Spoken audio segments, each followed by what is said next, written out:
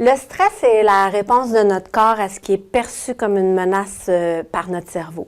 Menace physique, on parle de privation de sommeil, de nourriture, etc. Menace psychologique, là, c'est le contrôle qui est diminué, l'imprévisibilité, la nouveauté, l'ego menacé. L'anxiété s'exprime par un malaise physique quasi intolérable. La plupart du temps, elle est reliée à l'anticipation d'un événement négatif qui risque d'arriver dans le futur, un danger incertain, voire imaginaire. Tout le monde est susceptible de vivre du stress. En fait, il est nécessaire à la vie, au développement et à l'apprentissage. Le stress devient un problème quand il y a bris de fonctionnement, incapacité de s'adapter à des situations normales du quotidien. De manière générale, là, les symptômes du stress et de l'anxiété sont sensiblement les mêmes. Principale différence, ils sont plus accentués dans l'anxiété, à un point tel là, que vécu à une forte intensité, l'anxiété peut devenir un réel handicap, autant au point de vue fonctionnel, social, professionnel qu'occupationnel. En gros, vous êtes seulement stressé si vos symptômes de tension physique ou psychique disparaissent à distance des soucis, le soir, le week-end, en vacances. Vous êtes anxieux. Si ces symptômes-là persistent même loin des problèmes, là, on y repense après coup, on les anticipe. Donc là, à ce moment-là, on va parler plus d'anxiété. Les périodes, évidemment, plus stressantes dans la vie, le retour à l'école peut être une période plus stressante, des transitions de vie, deuil, déménagement, etc. À ce moment-là, on peut observer des symptômes physiques. Là, on peut parler de maux de ventre, perte d'appétit, problèmes de sommeil, fréquence cardiaque élevée, les mains moites, transpiration excessive. Il y a également des symptômes cognitifs et affectifs qui peuvent être perçus. Problèmes de concentration, problèmes de mémorisation, là, il s'agit de symptômes cognitifs. Des symptômes affectifs, là, on va parler de peur, d'inquiétude, d'irritabilité. Il y a d'autres réactions courantes qui peuvent être observées, des comportements en fait, là, de la fuite, de l'agression, de l'impulsivité, repli sur soi, frustration, agitation, évitement de situation. Là, par exemple, on va procrastiner, on va s'isoler.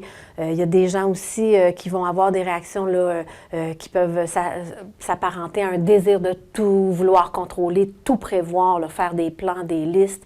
Une constante recherche de réassurance peuvent également être des réactions courantes observées. Ce qu'on voit en formation professionnelle chez nos élèves, on peut observer là, un élève qui appréhende le travail à faire ou les examens, va être souvent agité, fatigué, va présenter de la difficulté à se concentrer, une émotivité palpable, démontrer une insécurité apparente, demande un support soutenu envers l'enseignant, pose toujours les mêmes questions mais n'attend pas et ne réagit pas à la réponse, peut aussi avoir des absences fréquentes.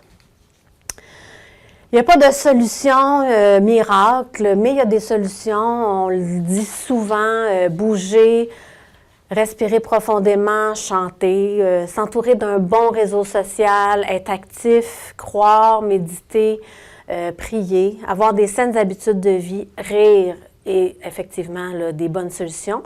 Puis afin d'arriver là, à ce que le stress et l'anxiété soient la résultante d'épisodes situationnels ou d'un défi à surmonter, il y a des trucs efficaces de gestion du stress, là, prendre conscience des anticipations puis les arrêter. Prendre conscience aussi des exigences qui deviennent étouffantes plutôt qu'aidantes, les diminuer. Faire de l'activité physique, là, on ne le dira pas assez, mais un esprit sain dans un corps sain, évidemment. Se centrer sur ce que l'on veut plutôt que sur ce que l'on ne veut pas et en agir en conséquence. Aider la personne à prendre conscience de ses forces et de son pouvoir, c'est probablement à ce niveau-là que vous avez le plus d'emprise pour aider vos collègues et vos élèves. Des stratégies qui peuvent être aidantes et adéquates lorsqu'on considère avec bienveillance l'individu puis l'interaction entre lui et son environnement. Évidemment, se montrer empathique à la détresse qui peut être vécue, considérer la personne telle qu'elle est, non pas seulement qu'elle se définisse par son trouble anxieux, l'encourager à chercher de l'aide professionnelle, ça aussi on ne le dira pas assez, mais c'est très efficace. Reconnaître et renforcer le moindre progrès, aussi petit soit-il. Diminuer les attentes aussi dans des périodes de grand stress, puis se donner le droit à l'occasion de se sentir impuissant et frustré. Il y a des choses à éviter, des stratégies qui devraient être évitées. Évidemment, blâmer l'individu qui est anxieux, critiquer la personne pour sa façon de gérer ses difficultés, minimiser l'importance des malaises psychologiques et physiques qui sont bien réels pour la personne qui les vit. Exiger de l'individu anxieux des choses qu'il a peur de faire, là, c'est vraiment des stratégies qui devraient être évitées. Une personne aux prises avec un trouble anxieux peut-elle s'en sortir? La littérature scientifique a démontré effectivement que pour les troubles anxieux, il était possible pour un individu de diminuer certains de ses symptômes puis de retrouver un fonctionnement social, personnel et interpersonnel satisfaisant, et ce, parfois, là, même sans traitement avec un professionnel.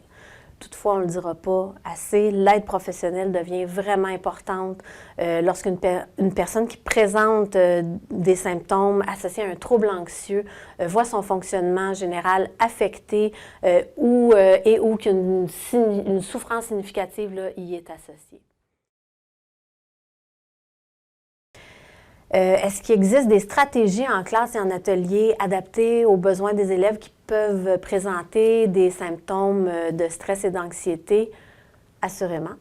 Les stratégies en classe et en atelier adaptées aux besoins de vos élèves en formation professionnelle, en lien avec le stress et l'anxiété, est le sujet de la prochaine capsule. Vous pouvez avoir accès au résumé de cette capsule en cliquant dans la zone « Commentaires ». Merci et à bientôt!